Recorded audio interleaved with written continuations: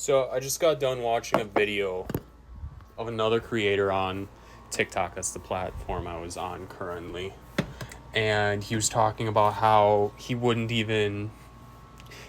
wish death by alligator even to people that he disagrees with the most. And I agree with him on that. I do.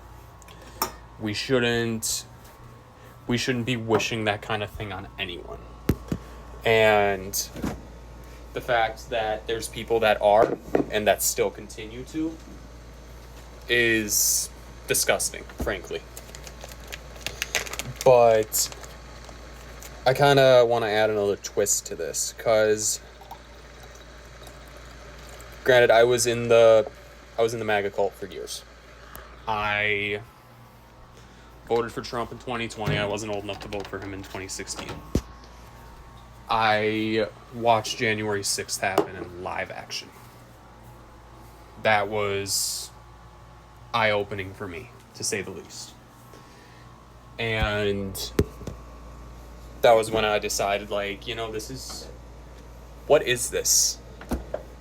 What is this? And then I actually looked into all the talking points that Trump has. I'm like, why does he feel this way? What are the statistics behind everything? And the big thing with him was the thing with immigrants. And he ran off of that in his first term. He ran off of that in 2020, and he ran off of it in 2024, and he ended up winning. Even with all these statistics that we have about how immigrants don't commit nearly as much crime as white people, and that they don't get all these government benefits that we get, American citizens. So the fact that there's people out there that are willingly being racist, willingly being hateful, and the fact that we've let them be this way for so long, it makes me wonder, how long are we going to tolerate intolerable people? And while I agree with this creator on what he said, I still have to beg the question, what has being nice to everyone, what has being respectful to everyone regardless of their beliefs, what has that gotten us? It's gotten us here, right? I can't in my right mind think the exact same of someone who wishes death on immigrants by alligator as someone who wants universal health care, if that makes sense.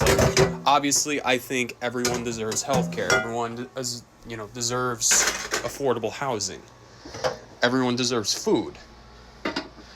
And the fact that there's people out there that don't feel this way based solely on the fact that someone doesn't have the right papers, or someone can't have food because they don't have the right amount of imaginary shiny rocks to, buy food. And that EBT shouldn't be a thing, and that people should starve, and SNAP shouldn't be a thing, and WIC shouldn't be a thing. At what point do we stop tolerating this kind of behavior from people? Because it's hateful bigotry. And while, yes, I don't wish harm to these people by the government kind of thing. I don't wish that they get foreclosed on, and I don't wish that they can't feed their children.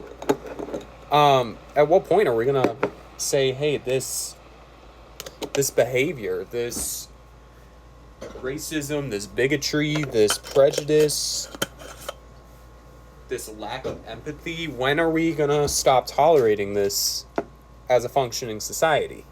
And with the whole alligator Auschwitz thing, I don't feel any sort of love for those kinds of people that wish death by alligator, because that's where we're going, and what has listening to these people have to say gotten us. It's it's gotten us to this point with our democracy being on a thread, barely hanging on, because we've allowed these kinds of people to feel like they know as much as we do. And wishing away human rights is just a difference of opinion, as they say, which couldn't be farther from the truth. And this reminds me, it's eerily reminding me of World War II, not necessarily the part of how we got here, but how the war was able to start. How Great Britain and pretty much everywhere in Europe before our military decided to jump in, how they were like, all right, little Adolf, you can have this country, but you can't take that country.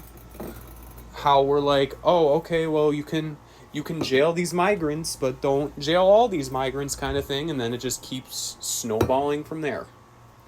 And then we get to this point of, these are human right violations.